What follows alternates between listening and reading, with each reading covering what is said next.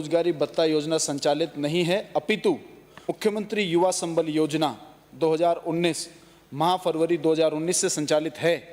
राजस्थान बेरोजगारी भत्ता योजना 2012 अक्षत योजना 31 जनवरी 2019 तक ही लागू थी। मुख्यमंत्री युवा संबल योजना 2019 का विस्तृत विवरण परिशिष्ट ए पर उपलब्ध है।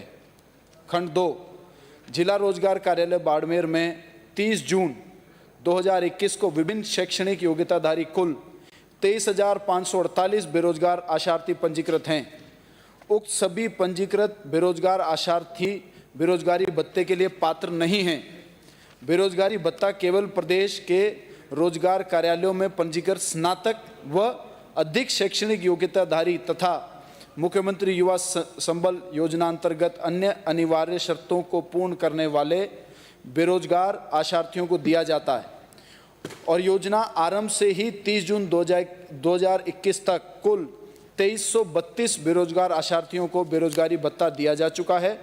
उक्त योजना अंतर्गत पुरुष अभ्यर्थियों को 3,000 रुपये प्रति माह, महिला ट्रांसजेंडर एवं विशेष योगजन को 3,500 रुपये प्रति माह बेरोजगारी भत्ता प्रदान किया जा रहा है। लाभान्वितों की सूची परिशिष्ट ब पर उपलब्ध है। खंड 3, जी हाँ, राज्य सरकार के बजट घोषणा 21-22 के बिंदु संख्या 56 के द्वारा मुख्यमंत्री युवा संबल योजना की वर्तमान दरों में 1,000 रुपये प्रति माह की वृद्धि के साथ अधिकतम आशार्थियों की निर्धारित सीमा 1,60,000 से वृद्धि करते हुए 2 लाख प्रस्तावित की गई है। योजना के दिशा निर्देश जारी किए जाने हेतु प्रस्तावली वित्त विभाग को प्रेषित की जा चुकी है। स्वीकृति उपरांत नवीन भत्ता दिया जाएगा। माननीय अध्यक्ष महोदय, बेरोजगारी भत्ते के लिए सरकार के अधिकृत दस्तावेज जन घोषणा पत्र में क्या ये वादा नहीं किया था कि प्रदेश के सभी बेरोजगार को बेरोजगारी भत्ता दिया जाएगा?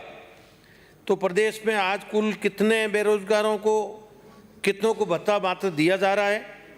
खंड बाड़मेर से मैं नहीं करूँगा, बाड़मेर राजस्थान में आ गए, ऐसा नहीं। बाड़मेर के संबंध में पूछना था पूछे। खंड 2 के अनुसार बाड़मेर में पंजीकृत 23,548 पंजीकृत बेरोजगार हैं, तो मात्र 2332 कोई क्यों? बाड़मेर में के अनुसार जो अभी मुख्यमंत्री जी ने 1,000 रुपये जो आपने बढ़ाने के लिए कहा है, वो कब तक अपन इसको लागू कर देंगे, ये भी बताने। 3 में लिख दिया, अभी 30 के बोलना जाए। माननीय अध्यक्ष महोदय, माननीय विधायक जी ने 3 सवाल पूछे हैं, मैं तीनों का जवाब दे देता हूं। पूर्व में इन्होंने कहा कि क्या कांग्रेस के घोषणा पत्र में सभी बेरोजगारों को भत्ता देने की घोषणा की थी कि नहीं? इसका जवाब है कि नहीं। ये मैं साथ में लेकर आया हूं। श्रम एवं रोजगार, पहला पॉइंट, शिक्षित बेरोजगार युवा वर्ग को 3,500 रुपये प्रति माह तक, मतलब कि शिक्षित भी होना जरूरी है, तो उसकी जो सीमा है शिक्षा की, वो कम से कम ग्रेजुएशन रखी गई है कि अगर 3,500 रुपये भत्ता, 3,000 रुपये भत्ता मिले, कम से कम ग्रेजुएट होना चाहिए। पहली बात तो यह है कि सभी को देने की बात नहीं थी।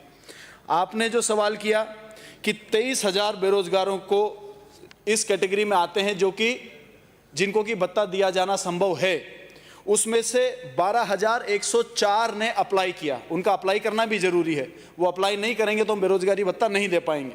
12,104 ने अप्लाई किया, उसमें से 5,211 फॉर्म में कुछ कमी थी, उन्हें वापस लौटाई गई कि आप पूर्ण इसको भरकर वापस दें। 11 फॉर्म मात्र ऐसे हैं जिनके ऊपर अनुसंधान नहीं हुआ, वो पेंडिंग में है। 4,011 फॉर्म वेरीफाइड हो चुके और इसमें से 2,037 को मिल रहा है, 318 को मिलकर उनका नाम जा चुका है, उनका समय पूरा हो गया है। मात्र 516 फॉर्म ही हैं जो रिजेक्ट हुए हैं। ये आपकी पूरे बाड़मेर जिले का विवरण है। अगला प्रश्न कटाई और 1 मिनट कटाई में ये जो इसका खंड 3 है, इस खंड 3 में इन्होंने लिखा है कि निर्धारित किया एक में भी वृद्धि करते हुए 2 लाख प्रस्तावित किया गया है। योजना के निर्देशों में जारी किया जाने वाली पत्रावली वित्त विभाग को भेजी हुई है। मुझे अगर सही याद है तो बजट 2021 में भी ये प्रश्न पूछा गया था, उस समय भी जो राजस्थान की लिमिट बताई इन्होंने वही 1,60,000 की बताई, जिनको ये भत्ता देने की इनकी कैपेसिटी है। इस कैपेसिटी को बढ़ाने के लिए इन्होंने 2 लाख करने की दृष्टि से कागज वित्त विभाग को भेजा हुआ है। तो मैं इतना ही जानना चाहता हूँ कि मार्च 2020 से लेकर के अपन अभी 1.5 साल में आ गए, ये जो 1,60 थी ये अभी भी 1,60 ही है। इसमें कितना समय लगेगा इस 2 लाख की पूर्ति करने के लिए?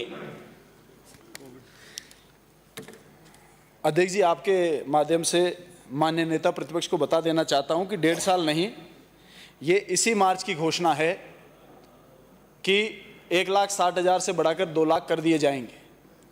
इसके साथ में केवल ये एक ही नियम नहीं है, इसके साथ में और भी नियम जोड़े गए हैं कि यदि कोई बेरोजगार है तो उनको कम से कम ट्रेनिंग कौशल लेकर अपने आप को तैयार करना पड़ेगा, तब भी यदि वो बेरोजगार, उनको बेरोजगारी भत्ता उस समय मिलता रहेगा। प्लस यदि बेरोजगारी भत्ता ले रहे हैं और वो बेरोजगार हैं तो दिन में 4 घंटे अपने गांव में कम्युनिटी सेंटर में, चाहे वो स्कूल में चाहे अस्पताल में, कहीं ना कहीं उन्हें अपनी सेवाएं देनी पड़ेंगी। इस प्रकार के नए नियम बनकर, नए प्रावधान बनकर इसकी पूरी फाइल तैयार हो गई। उसमें थोड़ा समय लगा क्योंकि ये इतना आसान नहीं था करना। ये पूरी एक तरह से नई फाइल है और ये इसीलिए इतना समय लगा। 2 महीने का लॉकडाउन भी लग गया इसके अंदर। अगला प्रश्न श्री रामलाल शर्मा। मंत्री जी, पूरक प्रश्न नहीं पूछ लो, जवाब बहुत लंबा है। पूरक प्रश्न पूछ लें। अध्यक्ष महोदय, आपके माध्यम से मैं मंत्री महोदय से ये जानना चाहता हूँ कि बिना स्वामित्व के या बिना मालिकाना हक के रिक्को का ऐसा कौन सा नियम है कि जिस नियम के तहत आपने 1983 से लेकर 2021 के बीच कई प्लॉटों का बेचान किया?